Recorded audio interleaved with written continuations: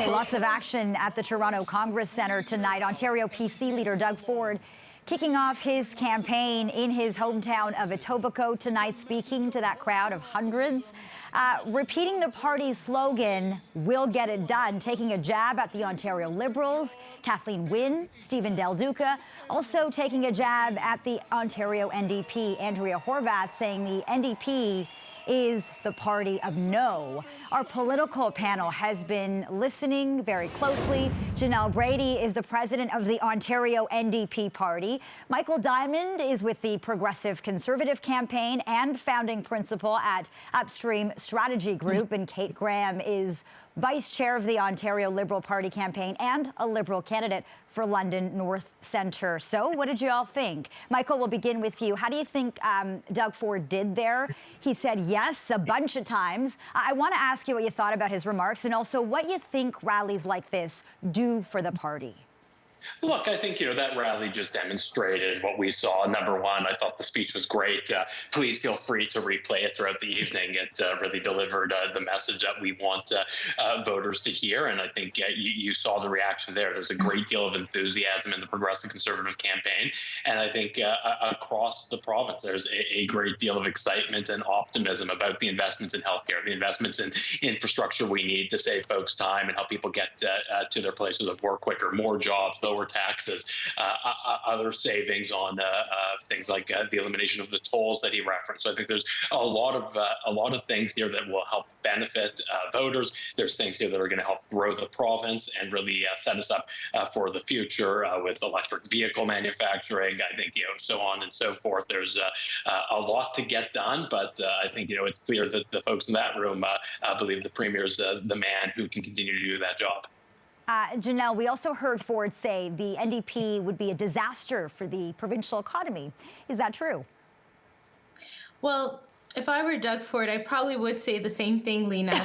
Doug Ford is in a situation where he knows the NDP is only 10 seats away from forming government. So anything goes right now in terms of what will be said and can be said by Doug Ford, right?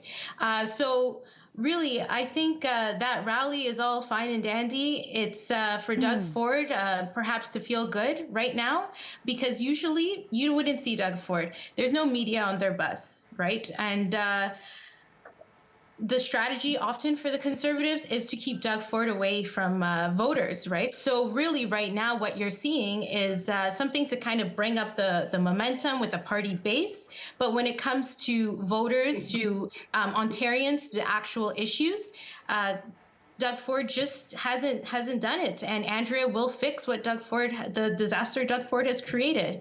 All these cuts that people are facing. We just tuned in to some of the affordability issues. People are having to make really tough decisions right now, and Andrea will fix it, and Andrea has a plan to do so. Okay, Kate, what did you think about all that you just saw, and how do you respond to Doug Ford saying that the Liberals, Kathleen Wynne, wasted millions of dollars? Well, I got to tell you, you do not have to knock on many doors in this province before you can hear people talk about how Doug does not get it done, right? Knock on the door of a parent of a kid with autism, talk to a teacher, talk to a nurse, talk to anybody who believed that beer would be a buck or hydro would be lower. We have a well-earned distrust, I think, in this province of things that Ford says. The one thing I will say that I think he's right about is that Ontarians have a choice. Right? Elections are actually not about all of us. They're about the people in this province. And, for Ontario Liberals, we've spent the better part of the last 4 years really rebuilding, taking that message of 2018 that we had lost touch, that we'd stopped listening, and focusing on understanding the things that really matter to people right now, especially as we come out of the pandemic. So I got to say, I hear a lot of talk and not a lot of action. And for a guy who wants to run on getting it done, I think people don't believe that anymore. They're looking for real ideas. They're looking for people who can rise above the reasons that they, generally I think are pretty fed up with politics. And here's some real ideas about things that will help people. Okay, we're going to move on. Janelle, let's talk about the latest Nano survey, commissioned by CTV News and CP24. It finds healthcare is the #1 issue for Ontarians. Perhaps not so surprising. Cost of living is second, though, followed by housing. The economy, jobs, education, and debt are also top of mind. So people, they care about healthcare, yes, but they're also very concerned about affordability and the economy. As president of the Ontario NDP, what do you take from this? I think that really goes to show that the NDP has been listening to Ontarians, not simply as voters, but really listening to the issues that matter most. It has been a really, really difficult and hard time for folks, and our healthcare system has faced severe cuts. So right now, we need to really, really focus in on what matters most to folks, and that is healthcare. That is affordability. And the NDP and Andrea Horwath has a plan. The hiring of 30,000 nurses and 10,000 PSWs, personal support workers who were celebrated as a frontline workers all throughout the pandemic have been cast aside. And really, we need to show that we're investing in our healthcare system and finally putting an end to hallway medicine. And the housing platform is something that's front and center in terms of our platform that was released earlier. It will save people lots of money. Right now, lots of people know that Doug Ford is in it for his buddies. He's really interested in building big mansions and helping folks build these big mansions and big highways that no one can really afford. So what the NDP is going to do is build those starter homes, get the speculators out of the system, and help first-time home buyers, because really, folks are not able to afford to buy houses, but Doug Ford is really about helping his buddies. We need to also look at how we can support folks who are renting so that there's a policy to pay what the last tenant paid.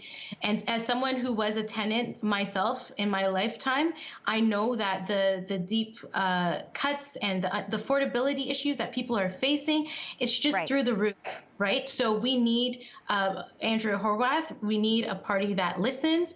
We need to ensure that healthcare and affordability is at the forefront. And it's actually good news for the Ontario NDP and for our party, because it shows that we have been listening, because those are top issues in our platform. Okay. Michael, south of the border, the abortion debate, as you know, is heating up. And here at home, Doug Ford was asked to clarify his position today. Here's how he responded in Brampton. Let's take a listen. The U.S. Supreme Court has absolutely zero jurisdiction in Canada. We are not changing anything in Ontario. We're keeping it exactly the same.